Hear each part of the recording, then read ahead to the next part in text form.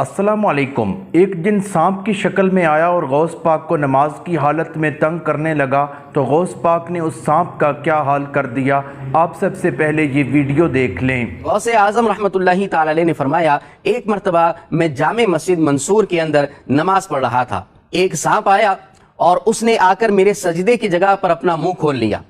मैं जब सजदे में गया तो उसको हटाकर सजदा किया, लेकिन उसके बाद वो सांप मेरी गर्दन से लिपट गया और फिर उसके बाद आप फरमाते हैं कि वो सांप एक मेरी आस्तीन से अंदर दाखिल हुआ और दूसरी आस्तीन से बाहर निकला, लेकिन मैं नमाज के अंदर मशगूल रहा। और उसके बाद जब मेरी नमाज मुकम्मल होती है, मैंने उसको देखा तो वो सांप यहां से गायब हो चुका था। गौसे आज़म रहमतुल्लाहि ताला अलैह फरमाते हैं कि अगले दिन जब मैं उसी मस्जिद जामे मस्जिद मंसूर के अंदर नमाज पढ़ने के लिए गया तो मैंने एक शख्स को देखा जिसकी आंखें बड़ी बड़ी थी और अजीबुल खल्कत वो शख्स नजर आ रहा था। आप फरमाते हैं मैंने देखते ही उसे पहचान लिया कि ये कोई इंसान नहीं है।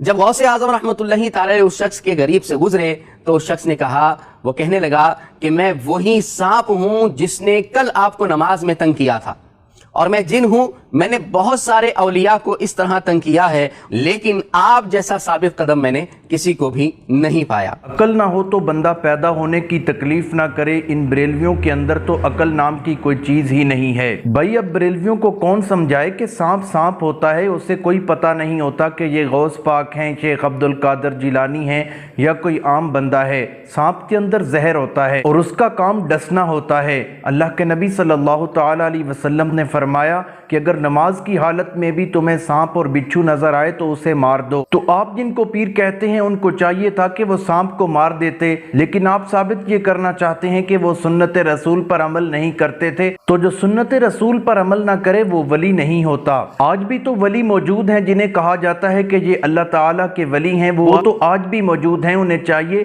कि वो सांप को अपने घर में पाले, उन्हें दूसरे दिन पता चल जाएगा कि सांप क्या चीज होती है। कुछ हया होनी चाहिए, कुछ शर्म होनी चाहिए, तुम्हारे अंदर तो वो भी नहीं है। सिवाय सादा लोग किस्म के लोगों का ईमान तबाह करने के तुम्हें और कोई काम नहीं है। उधर से ये कहते हैं कि गौस पाक ने इस तरह मदद कर दी, गौस पाक ने इस तरह मदद कर दी। अब अमीनुल कादरी की कहानी सुन ले, वो कह रहा है गौस पाक ने एक हिंदू औरत की किस तरह मदद की, आप ये वीडियो देख लें। रंजीत सिंह का दौरे हुकूमत था, रंजीत सिंह का दौरे हुकूमत था और एक हिंदू के बाजू में एक बदअकीदा रहता था।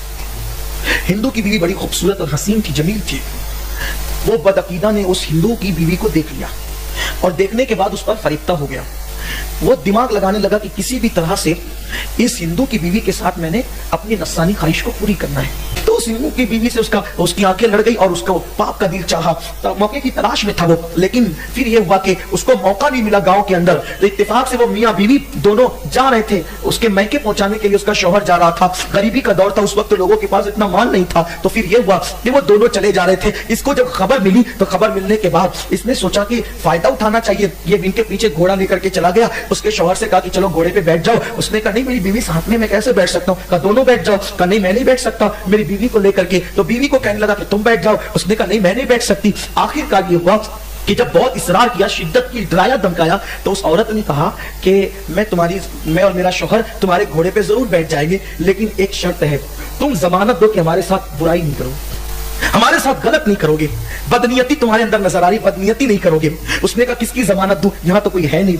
इत्तेफाक से चूंकि एक दूसरे के पड़ोस में रहते रहते एक दूसरे से बातें सुनने में आती है। इस पड़ोस में तो बदअकीदा था, इस पड़ोस में गौस पाक की कोई कनीज रहती थी, उससे इसकी दोस्ती थी। तो वो जो कनीज थी गौस पाक की, सुन्नी कनीज, वो इसको बताती थी कि हमारे मुर्शिद गौस पाक हैं, उनकी करामत ये है, वो मदद के लिए आते हैं, वो इमदाद के लिए आते हैं, उनको पुकारो तो वो मदद करते हैं, और ये होता है और ये होता है और ये होता है और ये होता है और ये होता है, ये सब चीजें वो बताती थी। तो ये मजहब की मुसलमान नहीं थी, लेकिन चूंकि औलिया अल्लाह की करामत सुन सुन करके इसके दिल में गौस पाक की मोहब्बत पैदा हो गई थी।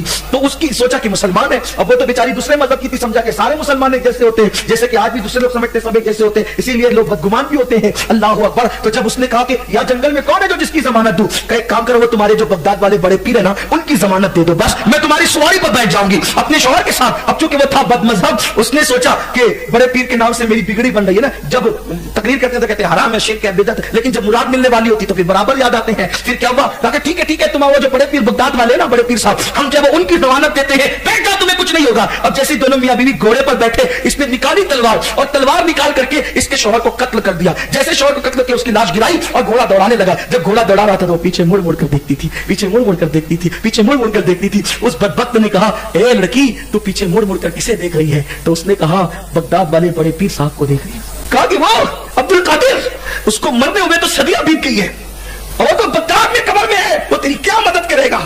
वो तेरी क्या कहा, कुछ भी हो, तूने उनके नाम का लेकर के मुझे बिठाया था, मदद तो मेरे बड़े पीर ने करना है। उसकी जुबान से ये जुमले निकले थे, हिंद का इतिहास गवाह है, हिंद की तारीख गवाह है। दो बुर्का पोश, दो नकाब पोश को उसने फौरन सामने देखा, उन लोगों ने घोड़ा रोक दिया, उस लड़की को नीचे उतारा और उस बदबख्त को कत्ल किया। और उसके बाद उसने कहा, बेटी आगे बढ़। उसके शौहर के पास गया जो सर कटा हुआ था, सर को जोड़ करके कहा, कुम बिस्मिल्लाह।